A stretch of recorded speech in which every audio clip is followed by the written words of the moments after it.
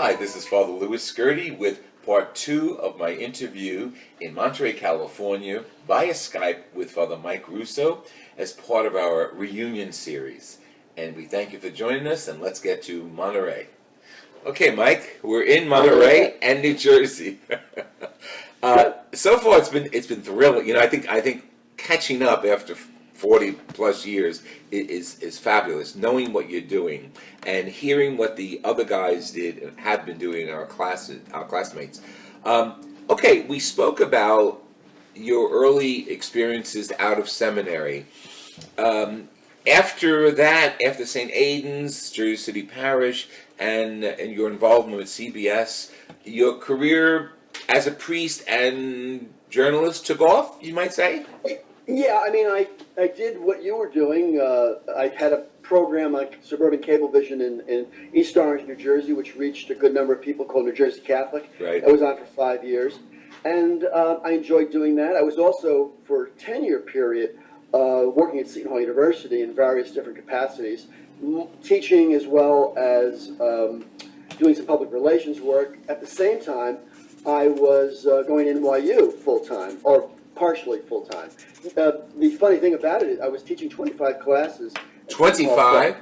In a week, 25 classes in a week. Oh, okay. I would go to NYU 2 nights a week, and I was at St. Cassian's in Upper Montclair on weekends. So I really never had a day off for a good 5-8 year period. Or a day to breathe. Yeah, but you know, I had the energy then. Yes, that's I true. have less energy now, but that's, you know, the process of aging. What was your major at in university? At NYU? Yes. Yeah, I got a PhD in American Civilization, which I guess could be called American Studies, mostly American history and literature. And it got me into thinking a lot about media and how the media developed in America. So the primary courses that I teach are things like the history of the media, political communication, and more currently I'm teaching religion, media, and culture, the course I'll be teaching in Rome this summer. Religion, media, and culture. Good. That's fascinating. Tell me what that entails. Well, that's at the intersection of modernity, at the intersection of modern life, in the sense that there's a conversation going on within the media about religion, but on the other hand, there's a conversation going on within religion about how to use the media to religion's advantage. So I look at film, I look at television, I look at radio, I look at the new social media. Excellent. And see ways in which we encode messages and in ways in which we might be able to improve that communication. That's fascinating. Talk about that, because this is like taking off, utilizing your ministry, your interest in media, and of course the church in the 21st century. Give me some suggestions. What is a way the church could open up its eyes? And I mean, we have Francis doing a very good job of communications, but what will your insights be? Well, I'm just designing the course for the students at Loyola in Rome, and we're going to be watching 4 films during the course of the semester. The first one I'm going to have them watch is an older film about St. Francis by Roberto Rossellini. Oh, Brother Son. Francis, which is a marvelous little film. Absolutely. In Italian. Yeah. Then they'll be seeing the new movie Risen, which I think is worth seeing. Yes. And again, it's the life of Christ, and as you may will be aware, the whole history of film has been built around pageants and stories about Jesus. Right. I mean, the earliest films were multi-reel films about the gospel. Yes. Yes. We're going to be watching Spotlight, because that movie won the Academy Award this year, and of course is at the intersection of journalism and religion, and the Boston Archdiocese, as well as the Boston Globe. And probably we're going to watch Emilio Estevez's The Way, which came out a few years ago, which about the trip that people, the journey that people take to Compostela. Oh, yes. Yeah. Among other, those are about 3 or 4 of the films I'm going to be showing. But what I do this for is to jumpstart the conversation with students about why these religious values are important to everyone, whether they're religious and go to church on Sunday, or people of goodwill.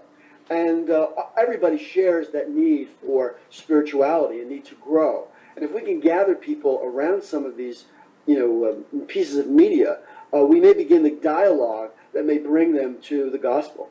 Has the Catholic Church really come to the forefront in this challenge of using media to advance the message? I mean, they did it in the Renaissance, they did it in the Middle Ages. Are they doing it today, or have we just gone to the back burner?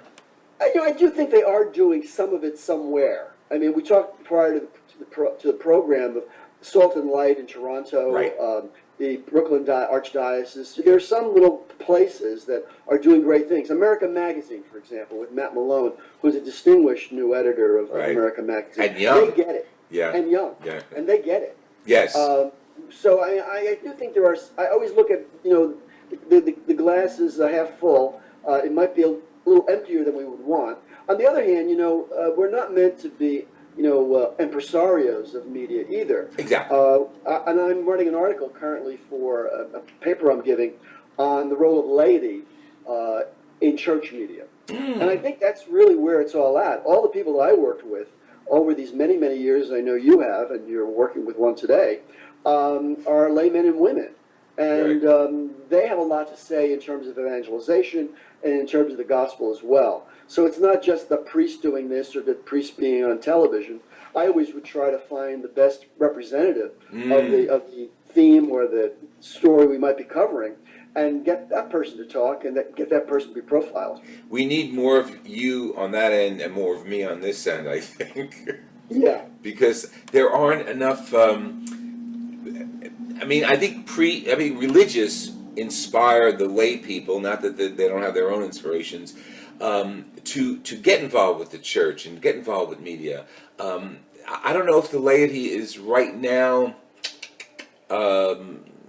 safe enough. I think they feel the heavy hand of the church sometimes on trying to advance the media. That's why I think a lot of the Protestant churches are doing great work with media, 21st century, and communications. Well, again, it's refreshing things. Where's the one place that, as a priest, you have a captive audience? Well, it's Sunday, Right. And your preaching has to be of the best. Yes. And it has to be within a certain time frame. One reason why I established my own little website, francisfactor.com. Oh, that's good. Say that again, because I'm going to make sure. francisfactor.com. That's great. You took him as your model. Well, he's the model. The very first thing Francis did with his joy of the gospel is talk about preaching. Yes. And how crucial it is to our ministry.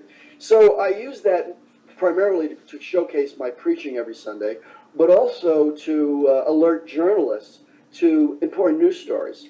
So when somebody calls me up about a particular subject that may be in the news, Right. I can say, well, go to francisfactor.com, take a look at what I wrote about regarding whatever, and you might be able to get an insight there for your news story or for your television program. So one feeds the other. That's in that fascinating. sense. Yeah. Is Francis Factor? You don't have to be a media expert to do a WordPress website. They're very easy to kind of put together. Right. If I were in the seminary and preaching of any kind of communication, I would begin there. I would basically say you've got to improve your preaching, and the way to do that is to do it Sunday after Sunday over the course of 3 years. You'll have a file of homilies that will be able to be tweaked each time you give it. Exactly. So when people say, do you write your homily? Well, this coming Sunday is Trinity Sunday. In my file, I have about 5 or 6 different Trinity Sunday homilies. And I'm currently revising it for yet another version of it. But yet I know I have the scripture pretty much down. I can be able to do it with much greater ease than I did when I was a younger priest, when you tend to start from kind of your seminary notes. Exactly. I've long since given up on my seminary notes. They're somewhere. I don't think I took any. You have to move on. So I think getting people into that mode and preaching and being able to be that kind of accessible preacher will greatly help who you are after Mass as you greet people at the door, and even in a video or a radio context later on. Is your site just content, or is it you preaching, it's actually preaching? Content. Yeah, unlike yours, which does a lot of video, mine does not. I would need a staff to do that, as you do. But occasionally when I'm on television or on radio, I always get the clips and I will always kind of connect them to the video site. Okay, we'll make sure francisfactor.com is up there. It's an approved Lou Scurti site to take a look at. Okay, thank you. How can we influence, here we are, retired priests, how can we influence I don't want to say we have the corner on the market, good preaching with younger people. I don't like the term retired. You're not retired any more than I am. Hardly, exactly. I would call it overtime. It's like basketball. You still, still want to score some points and do it, while it lasts. So your question deals with how we can most effectively get others to preach? Yes, yes. Well, I gave a talk at the University of Dallas about 6 or 7 years ago. And I basically gave a kind of a little prescription about preaching. But I did kind of give them an experience I had at a Lutheran church in Walnut Creek, California.